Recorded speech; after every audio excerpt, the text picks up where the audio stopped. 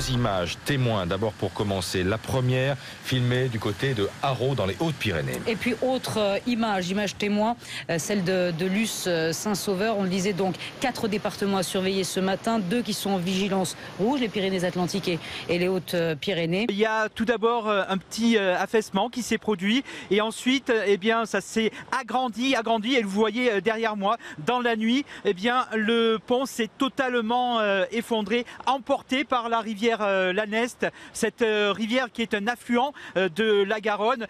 À Saint-Béat, à certains endroits, la Garonne qui traverse le village a dépassé 1,80 m.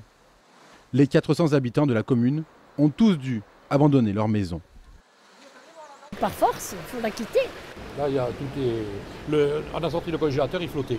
On a vu des caravanes, on va tout passer là.